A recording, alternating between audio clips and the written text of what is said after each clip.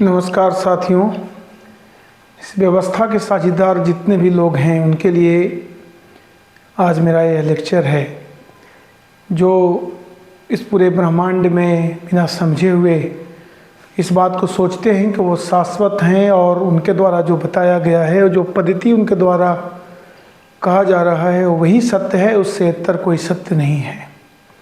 सत्य के अन्वेषक जो सत्य का मार्ग चाहते हैं उनके लिए संविधान जो हम चर्चा में लाएंगे और पॉलिटिकल साइंस के वो सिद्धांत जो उसकी भी चर्चा मैं आपसे करूंगा, जिसमें समानता, स्वतंत्रता, बंधुत्व और सबसे बड़ी बात है कि अहंकार की समाप्ति जो आचार शास्त्र का पार्ट है उसको भी मैं चर्चा में लाऊंगा। उसको एक व्यक्ति में समाहित रहने की आवश्यकता है। आप ये देखेंगे कि आज छोटी छोटी बातों को लेकर के भी लोग आपस में संघर्ष कर बैठते हैं, रिश्ते और नाते को भूल जाते हैं। तो जो हर एक घर में है, एक व्यक्ति से दूसरे व्यक्ति में है, वही चीज़ स्टेट सिस्टम में, वही समाज में, वही हर जगह लागू होता है। अब आवश्यकता इस बात की है कि हम खुले रूप से इस बात को स्वीकार करें कि सच्चाई क्या है और अपने अंदर निहित दुर्गुणों के बारे में प्रकाश डालें और अपने मनोभाव को समझें। उच्च पदधारकों में यह देखा जाता है कि वो उनका पद जितना बड़ा नहीं होता उससे बड़ा उनका ईगो कभी कभी होता है। सभी पे लागू नहीं है लेकिन बहुत सारे लोगों पर यह लागू है। तो संसार में कोई भी चीज़ शाश्वत नहीं है। जब इस पूरे धरती पर स्टेट सिस्टम क्रिएट हुआ था तो बहुत सारे हुक्मरान, किंग एम्पेरर्स थे, जिनके आज पुरातात्विक साक्ष्य भी मिलते हैं। आज उनका कोई वजूद नहीं है। उसी प्रकार से जो शासक समय में महान रहे, आज उनका कोई अता पता नहीं। एक समय पूरे संसार को, लगभग पूरे संसार को अपने कब्जे में करने वाला तमुजीन गंजस खान का कब्र आज कहाँ है यह बता पाना भी मुश्किल है। अभी के काल में हम ये देखते हैं कि कोई व्यक्ति थोड़ा सा संपत्ति अर्जित कर लेता है तो अपने आप को धनवान समझता है और थोड़ा सा ज्ञान अर्जित कर लेने के बाद अपने को विद्वान समझता है और वह गुरु की उस परंपरा में चला जाता है जो कि वो गुरु होने लायक नहीं है। प्राचीन सभी ग्रंथों में, चाहे वो हिंदुओं को हो, मुसलमानों को हो, क्रिश्चियनों को हो, किसी का हो, उसमें जो टीचर्स या गुरु की महिमा का वर्णन है। भारतीय साहित्य में एक छोटा सा रेफरेंस आपके बीच दे रहा हूँ, उसमें स्पष्ट रूप से कहा गया है रामचरितमानस में, बंदो गुरु पद पदुम परागा, सुरचि सुबास सरस अनुरागा, अमिये मोरी मैं चूरन चारू, समन सकल भव रुज परिवारू, शंभु सुकृति शंभु तन विमल विभूति, मंजुल मंगल मोद प्रसूति, जनमन मंजू मुकुल मलहरणी, किए तिलक गुनगन बस करनी। तो बंदौ गुरु पद पदुम परागा, गुरु के चरण रज से ही मुक्ति की बात कही गई है। तो एक चरण रज का मतलब क्या होता है? जो व्यक्ति सात्विक होता है, सात्विक का भी मतलब क्या है? जो सत्य का अन्वेषक होता है, जो सत्यवाद को समझता है, सभी प्राणियों में अपनी स्थिति को देखता है, उनके दुख कष्ट को अपना दुख कष्ट मान करके, सारा भेदभाव छोड़ करके एक रूप में सभी को देखता है। वही ज्ञानी है, वही ब्राह्मण है, वही संत है, वही साधु है, वही सात्विक है, वही सब चीज़ है। तो इस रूप में जब किसी व्यक्ति की का सोच हो जाएगा तो निश्चित रूप में श्रद्धेय हो जाएगा। जो महात्मा बुद्ध को हम देखते हैं, जैना महावीरा को देखते हैं, आचार्य जरथुष्ट को देखते हैं और कन्फ्यूशियस लाओ त्सु को देखते हैं और विद्वानों को भी देखते हैं, जो आज गुरु पद को प्राप्त करके परम आदरणीय हैं और लोग उनकी शिक्षाओं को लगातार ग्रहण करते हैं। परंतु 4 किताब पढ़ करके लोग आजकल पढ़ाना शुरू कर देते हैं और उसके विशारद भी माने जाते हैं, जबकि यह ज़िंदगी में निरंतर लर्निंग की प्रक्रिया है। और पढ़ाने के पहले या कुछ लिखने के पहले अपने अधूरे ज्ञान के लिए क्षमा मांगना जरूरी है। ये बड़े बड़े लोगों ने भी लिखा है। तुलसीदास जी की रचना आप रामचरितमानस पढ़ें तो उन्होंने लिखा है कि तिनमह प्रथम रेख जग मोरी। उसके पहले वो बाढ़े लंपट चोर जुआरा करके उन्होंने दुष्चरित्र लोगों का वर्णन किया है। दुष्चरित्र लोगों का वर्णन करते हुए वो कहते हैं, उपजही एक संग जग माही, जलज जोंक जिमि गुण बिलगाही, सुधा सुरासम साधु असाधु, जनक एक जग जल दिया गाधु, भल अनभल निज निज कर तूती, लहत सुजस अपलोक विभूति, सुधा सुराकर सुरसरी साधु, गरल अनल कलिमल सारी ब्याधु। तो ये चीज़ लिखते हुए साधु और असाधु दोनों का वर्णन करते हुए, खास करके दुष्टों का वर्णन करते हुए, उसी के अंत में वो लिखते हैं, तिनमह प्रथम रेख जग मोरी, धीक धर्म ध्वज धंधक धोरी। इसका मतलब है कि उन लोगों में सर्वप्रथम नाम मेरा है।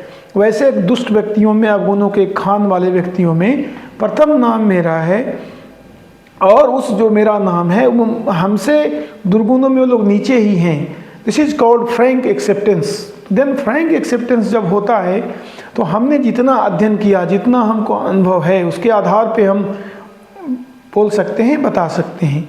लेकिन ना तो कोई जगत गुरु हो सकता है और ना वो सर्वज्ञ हो सकता है।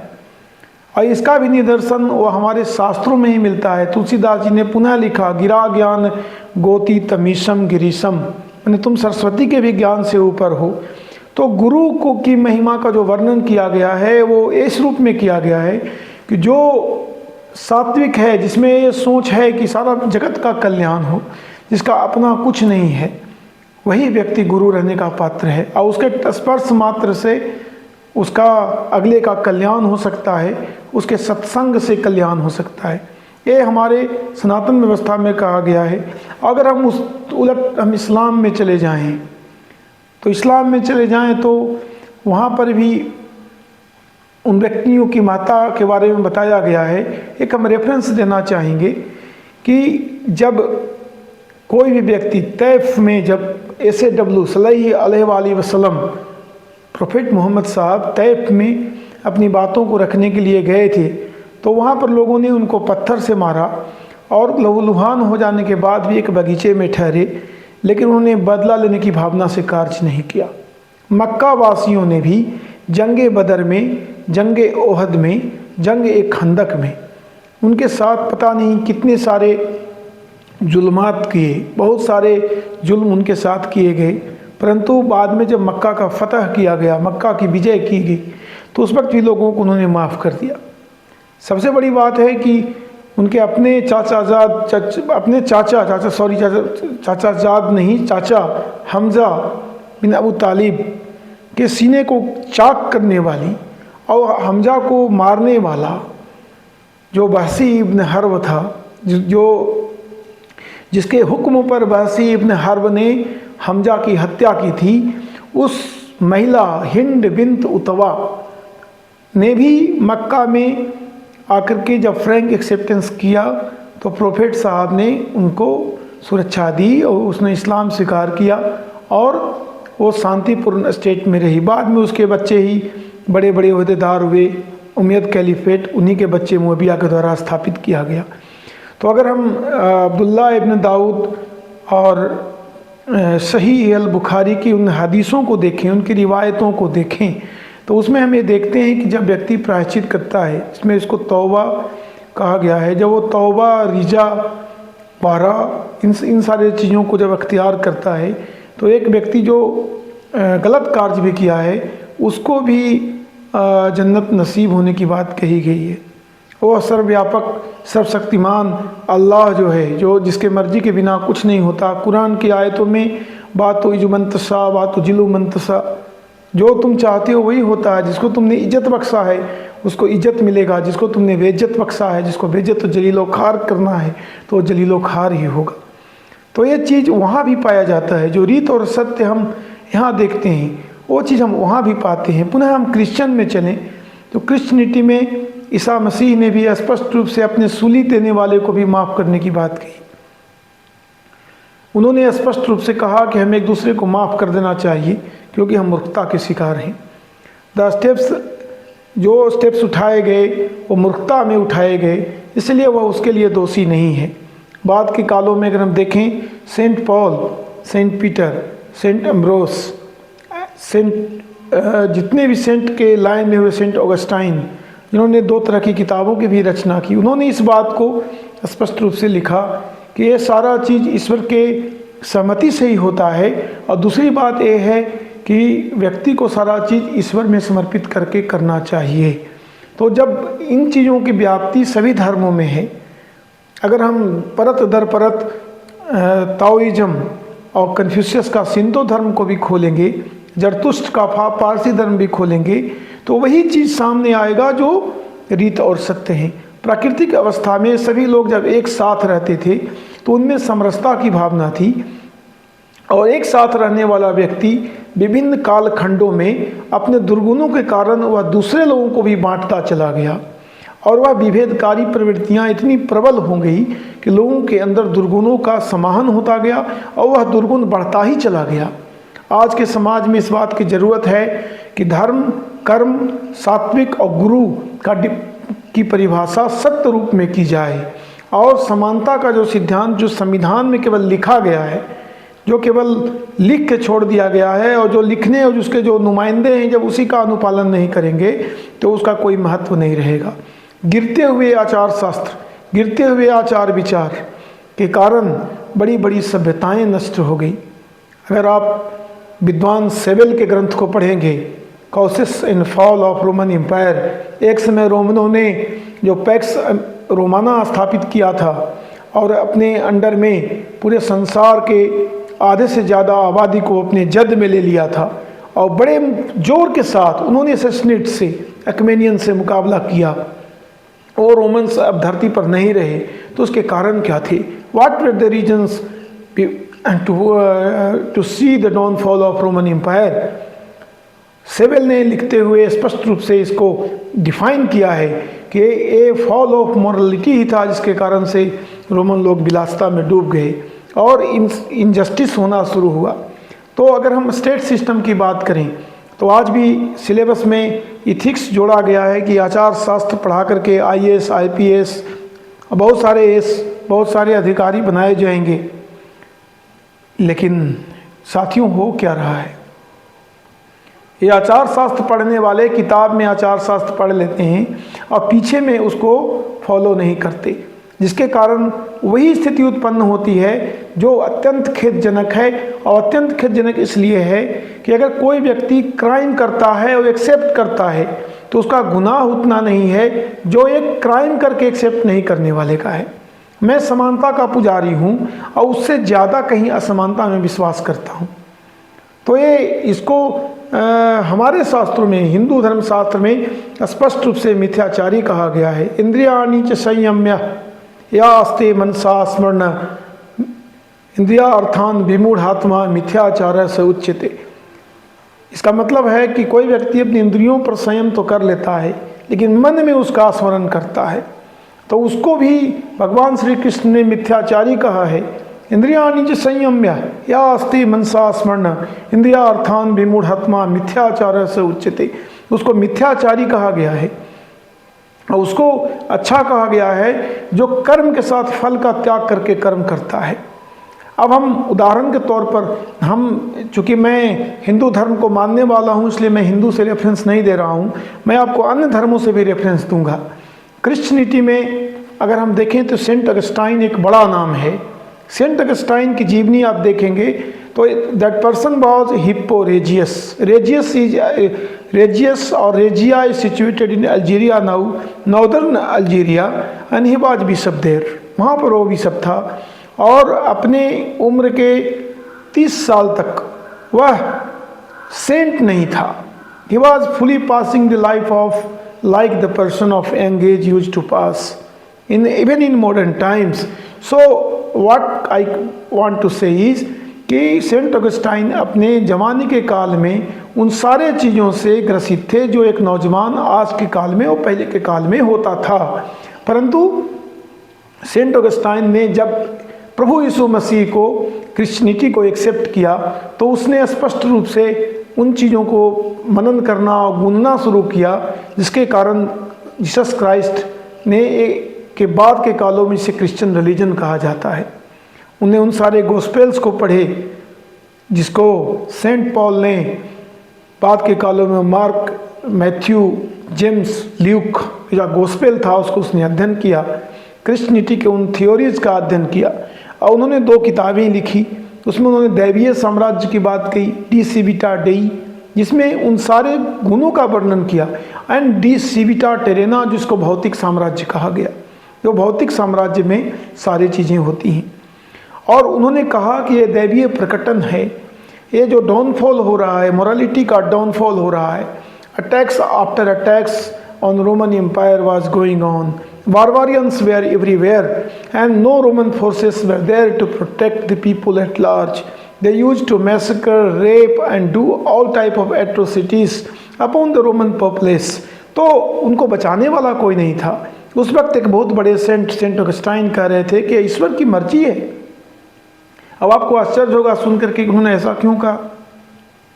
उन्होंने उन चीज़ों को कहा कि परिवर्तन जब लोगों में डाउनफॉल होता है, मोरालिटी डाउन होता है, तो लोग क्या होते हैं कि अपने स्टेटस से नीचे गिर जाते हैं, तो उसका अंत निश्चित है। तो ईश्वर ने समझबूझकर ही इसके अंत को सामने लाया है। यह दैवीय प्रकटन ये पुनः प्रकट होगा जब पूरा ये बारबारियन के साथ पूरा यूरोप क्रिश्चियनिटी का होगा। यद्यपि हिप्पोरेजियस 430 में उनकी मृत्यु सीज में, घेरा में हो गई, परंतु बाद के कालों में हम देखते हैं कि पूरे यूरोप में क्रिश्चियनिटी का फैलाव हुआ, जिसको उन्होंने दैवीय प्रकटन कहा। ये सेंट ऑगस्टाइन की भाषा है, divine unfoldment, who wrote 2 books, De Civitate Dei, the celestial empire, and De Civitate Terrena, the worldly empire. And after 600 years, more than 600 years, around 1200 years after the death of Saint Augustine, एक विद्वान हुआ जिसको father Thomas एक्विनस कहते हैं। उसने इन 2 किताबों का annotation लिखा, कंट्रा सुमा जेंटाइल्स और कंट्रा सुमा थियोलॉजिका। उन चीज़ों को स्पष्ट मेंशन किया किस प्रकार सेंट ऑगस्टाइन की प्रोफेसी सही हुए और दैवीय प्रकटन सही हुआ। तो भारत में भी अगर देखें, हिंदू में, तो भागवत गीता में भगवान ने कहा, प्रकृतिर क्रिया माना ने गुणे कर्माणि सर्वशः अहंकार विमूढ़ात्मा कर्ताहम इति मन्यते। इट डज मीन कि प्रकृति ही सारा कार्य करती है। All the works are done by the nature itself, and it is the egoistic man who used to accept that all the works have been done by him और her. ये सारा काम प्रकृति करती है, लेकिन कोई अहंकारी आदमी कहता है कि मेरे द्वारा किया गया। तो आप सम्यता पाएंगे, समानता पाएंगे। There is homogeneity amongst all religions of the world where the matter of रीत is included। तब होता क्या है कि हम उस गुरु की महिमा से चले थे। तो गुरु का चरण रज महत्वपूर्ण क्यों होता है? जो गुरु है, जो इन चीज़ों को समझता है, जो किसी में विभेद नहीं करता है, तो वो व्यक्ति श्रद्धेय हो जाता है, आदर का पात्र हो जाता है। और सभी मानवों में अपने आप को अवस्थित करके देखना, सभी व्यक्तियों में के लिए दया भावना रखना, तो उसके बाद किसी चीज़ की आवश्यकता नहीं रह जाती।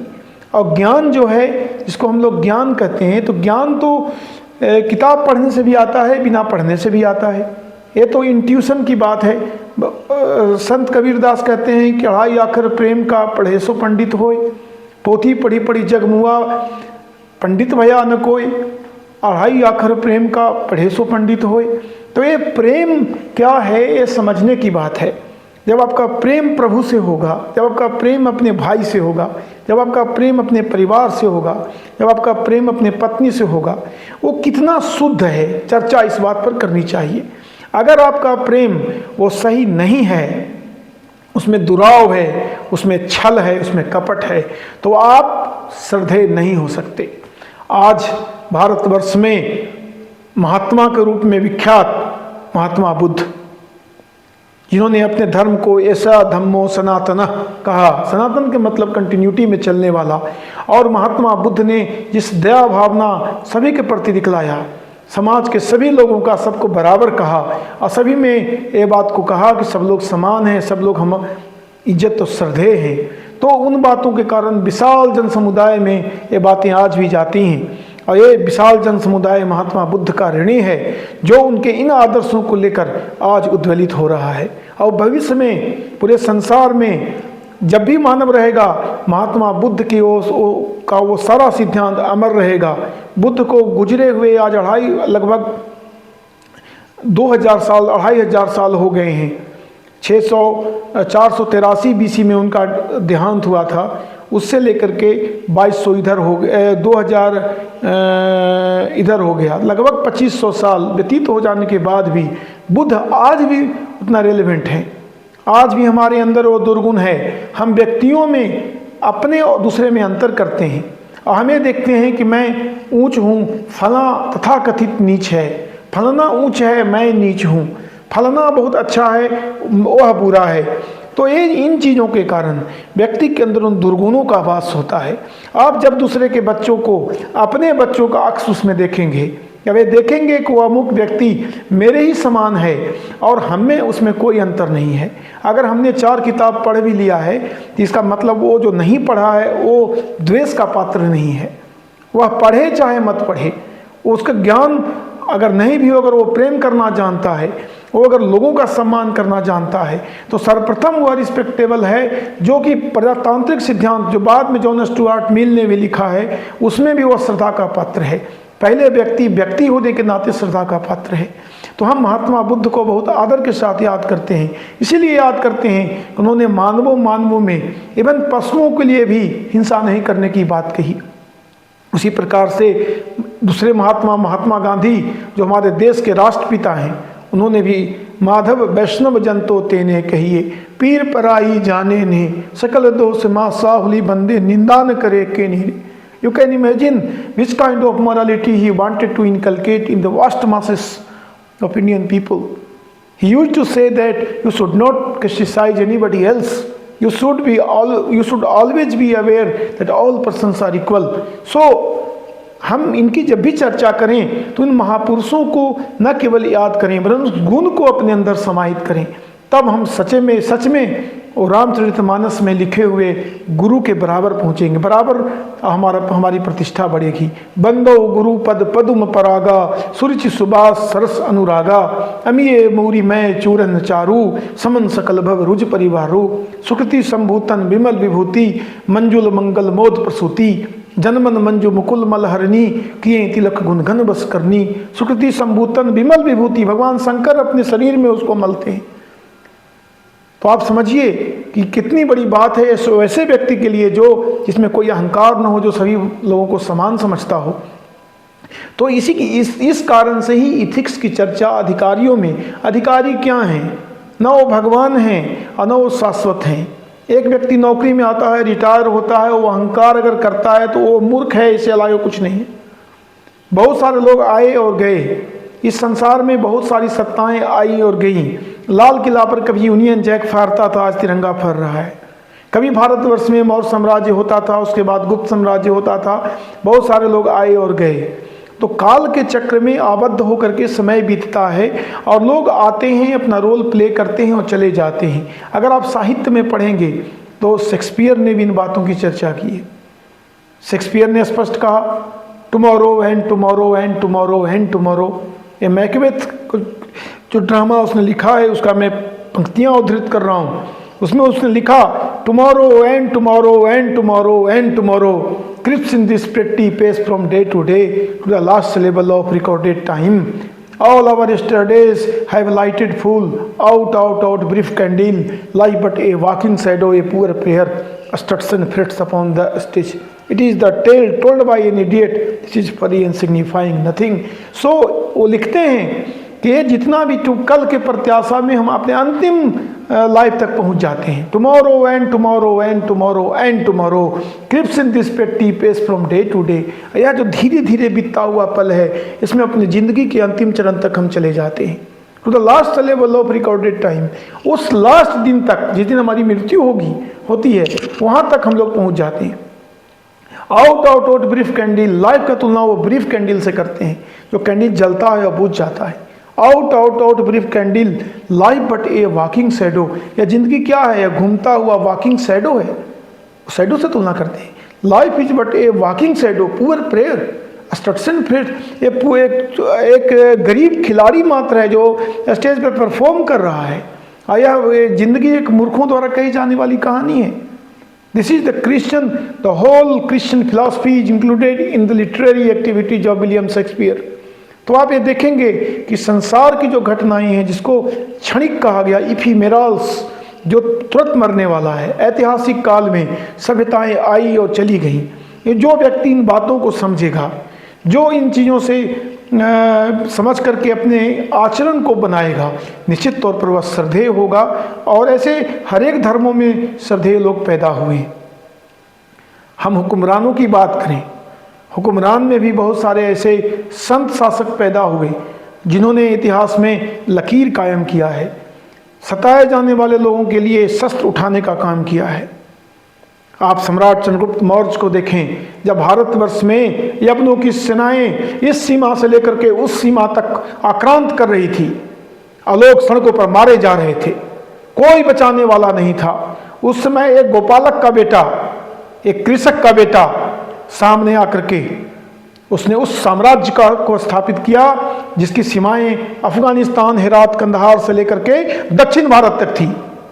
आप इसको देखें, एक गौ का रक्षा करने वाला लड़का, वह एक कृषक समाज से निकला, गरीब समाज से निकला और उस विशाल साम्राज्य की स्थापना की, जो इतिहास में मौर्य साम्राज्य के नाम से जाना जाता है। और जस्टिन नामक इतिहासकार लिखता है कि सेंड्रोकोटस रेक्स इंडोरम, भारतीयों का राजा, इंडस नदी के किनारे निवास करता था।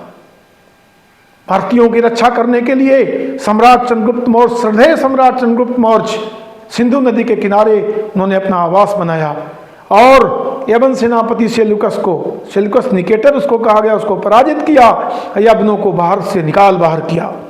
उन्हीं के पोते सम्राट अशोक, जिन्होंने विभिन्न स्थलों पर शिलालेख खुदवाए, जिन्होंने स्पष्ट रूप से कहा, अप आसीनवे बहु कथाने दया दाने सचे साचे, अप व्ययताप मांडता दास भतकम ही संप्रति प्रति गुरुना अपचिति मित्र संस्तुति नाटिकाना। वो अपने पूछते हैं कि अंचु धम्म क्या है, जिस धम्म को उन्होंने एक्सेप्ट किया। अप आसीनवे फ्रीडम फ्रॉम डिप्रेविटी, अप आसीनवे बहु कथाने वेलफेयर टू ऑल, अप आसीनवे बहु कथाने दया दाने सचे साचे। दया मतलब यह है compassionate to all the creatures of the world. दया दाने, दान के मतलब ज्ञान का दान, धन का दान, सारे चीज का दान। दया दाने सचे, चेस्टिटी, साचे मतलब प्यूरिटी। दया दाने सचे साच, अपव्ययता कम व्यय करना, अपमांडता कम संचय करना, अपव्ययता दास भत कम ही संप्रति प्रति। जो लोग आपके सेवक भी हैं, जो गरीब हैं, जो आपके यहाँ काम करते हैं, उनके प्रति भी मानवतापूर्ण दृष्टिकोण रखना। ये सम्राट अशोक के शिलालेख में लिखा। दास भत कम ही संप्रति प्रति गुरुना अपचिति, गुरुओं का सम्मान करना, मित्र संस्तुति नाटिकाना, और मित्रों का भी आदर करना, और सभी की ब्राह्मणम श्रवणम, सभी की को आदर करना। तो ये सम्राट अशोक, उतने बड़े साम्राज्य के मालिक सम्राट अशोक ने इस आचरण को फॉलो भी किया। अनारंभो, उन्होंने स्पष्ट रूप से अहिंसा का पर बल देते हुए मांसाहार को भी त्याग किया और प्रयास किया कि मांसाहार का त्याग किया जाए। तो जिस आचार शास्त्र को मैं लेके चला, वीडियो को शुरू में आप देखेंगे तो my lecture was on ethics, उन आचार शास्त्र को हम देखते हैं कि बड़े लोगों ने, जिन लोगों ने साम्राज्य क्रिएट किया, बड़े बड़े कार्य किए, उनमें वह कूट कूट कर भरा हुआ था। और कूट कूट कर भरे हुए लोग, जिनमें ये चीज कूट कूट कर भरा हुआ, इतिहास की रेखाएं खींची हैं। आप भगवान श्री कृष्ण की बात करिए, उसमें उन्होंने क्या लिखा, कर्मण्येवाधिकारस्ते मां फलेषु कदाचन मां कर्म फले हेतुर्भुर्माते संगोस्त्व कर्मणि योगस्थ कुरु कर्माणि संगं त्यक्त्वा धनंजय सिद्ध सिद्ध्यो समं भूत्वा समत्वं योग युच्यते। सर्वकर्म फलस्त्यागो प्राहुस्त्याग विचक्षणा, कर्म के साथ फल का त्याग नेसेसरी है। एतान्यापि तु कर्माणि संगं त्यक्त्वा फलानि च कर्तव्यानिति में पार्थ निश्चितम मतमुत्तमम्। हे पार्थ, कर्म के साथ फल का त्याग निश्चित रूप से सर्वोत्तम त्याग है। तो भगवान श्री कृष्ण ने जिस बात पर बल दिया वो कुछ और नहीं हुआ, आचार शास्त्री है। तो इन चीज़ों को हमारे अंदर, हमारे अधिकारियों के अंदर, हमारे बच्चों के अंदर, हमारे फैमिली के अंदर, हमारे समाज के अंदर इसकी व्याप्ति कैसे हो, इस पर चर्चा करना ही, इस पर बढ़ाना, आगे बढ़ाना ही एथिक्स है। अभी सरकारें बड़े बड़े विश्वविद्यालय बना रही हैं, बड़े बड़े तामीर हो रहे हैं दीवार, बड़े बड़े हॉल बन रहे हैं। भैया पढ़ाने वाला कौन है? अगर पढ़ाने वाले ऐसे गुरुओं को लाओ मैं पूरे विश्व की बात कर रहा हूँ, तो आज पूरे विश्व का कल्याण होगा। पढ़ाने वाले जब तक त्यागी नहीं होगा, तब तक आप किसी भी व्यक्ति के अंदर आचार शास्त्र की परिनिष्ठता नहीं होगी। तो पढ़ाने वाले की शुद्धता, गुरु सब नहीं हो सकता। 4 किताब पढ़ लेने के बाद कोई गुरु नहीं हो सकता। तो उसी प्रकार हम इस चीज़ को देखते हैं कि इनको स्थापित करने के लिए पुराने संस्कारों को, सभी धर्म के संस्कारों को, इस्लाम हो, हिंदू हो, क्रिश्चियन हो, सभी को पुनरुज्जीवित करके उनकी अच्छाइयों को लेना चाहिए और जो दुर्गुण समझ में आए उसका त्याग करना चाहिए। परिवर्तन इसी को कहते हैं, ना कि हम एक मशीनवत खड़े हो जाएं और केवल किताब पढ़ लिया, बहुत बड़े अधिकारी बन गए और अत्याचार करते फिर रहे। किसी को क्रश कर दिया, किसी को गालियां दे दी, किसी को इंसल्ट कर दिया, किसी को ऊंचा किसी को नीचा कर दिया, और किसी का गुण धर्म देखा नहीं और पूर्वाग्रह से ग्रसित होकर काम कर दिया। एक करने से स्टेट का क्षरण होगा। इसलिए पॉलिटिकल साइंस में सर्वप्रथम ये देखा जाएगा कि स्टेट के जो पिलार्स हैं, इंस्टीट्यूशंस ऑफ स्टेट, वो कैसे हैं और किस प्रकार के लोगों को निकाल रहे हैं, क्रिएट कर रहे हैं। तो मेरा जो ये लेक्चर है ये इथिक्स का है। मैं पॉइंट बाय पॉइंट भी आऊँगा, लेकिन ओवरऑल ये आवश्यक है कि गुरु होने के पहले आप निश्चित तौर पर इसको सोच लें कि सभी व्यक्ति गुरु नहीं हो सकता। गुरु बनना है तो भगवान श्री कृष्ण की तरह बने। अर्जुन ने बार बार प्रश्न किया और बार बार प्रश्नों का जवाब श्री कृष्ण ने दिया, और उनके जवाब में आप देखेंगे कि एक स्पष्ट व्याख्या है। उसी प्रकार अगर हम अन्य धर्मों में देखें तो जो बड़े बड़े सेंट हुए क्रिश्चियनों में, उन्होंने भी अपना मैंडेट दिया किस प्रकार से क्या किया जाना चाहिए। वेस्ट में मार्टिन लूथर हुए जिन्होंने धर्म सुधार आंदोलन किया। उन्होंने रोमन कैथोलिक चर्च में आई गिरावट को शुद्ध करते हुए उन्होंने धर्म सुधार आंदोलन का आगाज़ किया। आज प्रोटेस्टेंट लोग जो पाए जाते हैं ये उन्हीं के तर्कों का देन है, जिस तर्क से प्राचीन अंधविश्वासों को उन्होंने काटा और पुनः स्थापित करने की काम की। तो हम क्यों नहीं उस तरह का लोग बने जिसमें प्राचीन काल से अच्छाइयों को लें और उसके बुराइयों को छोड़ दें, और जो मशीनवत होती चली जा रही है व्यवस्था उसमें सुधार करें और आचार विचार का पालन टू द स्पिरिट करें। जब तक समानता नहीं आएगी, जब तक न्याय नहीं मिलेगा, तब तक कोलाहल कम नहीं होगा। पापी कौन मनुष्य, उसका न्याय चुराने वाला, या कि न्याय खोजते विघ्न का शीश उड़ाने वाला। शांति नहीं तब तक सुखभाग नर का सम हो, नहीं किसी को बहुत अधिक हो, नहीं किसी को कम हो। ऐसी शांति राज्य करती तन पर नहीं हृदय पर, नर के ऊंचे विश्वासों पर सदा भक्ति प्रणय पर। जब होती अवतीर्ण शांति यह भय न शेष रह जाता। जब यह शांति, इस प्रकार की शांति, इस प्रकार का न्याय खत्म हो जाता है तो युद्ध शुरू हो जाता है। तो युद्ध जब शुरू हो जाता है तब क्या होता है? युद्ध जब शुरू हो जाता है तो विभीषिकाएं सामने खड़ी हो जाती हैं। बन विभव के क्षय बनानी के करुण वैधव्य को, देखता महीरू शोक से निर्वेद से, क्लांत पत्रों को झुकाए स्तब्ध मौन आकाश में, और सोचता प्रकृति भेजती यह तूफान क्यों। परंतु यह ज्ञात नहीं उस जड़ वृक्ष को, प्रकृति भी अधीन विमर्श के, यह प्रभंजन शस्त्र है उसका नहीं। यह आवेग में विस्फोट तेरे प्राण का, जो जमा होता प्रचंड निदाद से, फूटना जिसका सहज अनिवार्य है। और जो अनिवार्य है उसके लिए खिन्न या परितप्त होना व्यर्थ है। तू लड़ता या न लड़ता, फूटती अवश्य आग किसी की ब्याल से। तो कहने का आशय है कि जो चीज़ घटित होता है, जो युद्ध होता है या कुछ होता है, तो हमारे डाउनफॉल ऑफ मोरालिटी के कारण होता है। जब हम इन आदर्शों का पालन करते हैं, किसी वृंत पर खिले विपिन पर नमस्य है फूल, सुधि खोजते नहीं गुणों का आदि शक्ति का मूल। हीन मूल की ओर देख जग गलत कहे या ठीक, वीर खिंचकर ही रहते हैं इतिहासों में लीक। जिनके पिता सूर्य थे माता कुंती सती कुमारी, उनका पलना हुआ धार पर बहती हुई पिटारी। सूत वंश में पला चखावी नहीं निज जननी का छीर, तब भी निकला कर्ण उन जो को में अद्भुत वीर। तन से समरसुर, मन से भावुक, स्वभाव से दानी, जाति गोत्र का नहीं, सील का पौरुष का अभिमानी। तो जब तक यह हिंदुस्तान में कायम नहीं होगा या पूरे संसार में कायम नहीं होगा, कोलाहल कम नहीं होगा और किताबों में लिखी जाने वाली समानता और स्वतंत्रता वो किताब में ही रह जाएंगे, जैसे शास्त्रों का सारा ज्ञान किताब में रह गया और उसको जानने वाले लोग खत्म होते जा रहे हैं। मैंने बहुत सारे लोगों से, बहुत सारे दूसरे धर्म के लोगों से उनकी चर्चाएं की। मैंने बहुत सारे इस्लामिक सिद्धांतों पर चर्चा की। अब दुर्भाग्य से बहुत सारे लोग उससे अनजान हैं। हिंदू लोगों को तो बहुत कुछ पता नहीं, कुछ क्रिश्चियन से भी मिला जो उस डेप्थ तक नहीं जा रहे हैं। तो जब तक आप पूरा अध्ययन नहीं करेंगे, आचार और विचार आपको पता नहीं चलेगा। तब तक के लिए इजाज़त दीजिए। नमस्कार। अगर अच्छा लगा हो तो कमेंट करेंगे, लाइक करेंगे, कुछ सजेशन हो तो बताएंगे। सभी साथियों को नमस्कार जो मुझे सुन रहे हैं, नमस्कार।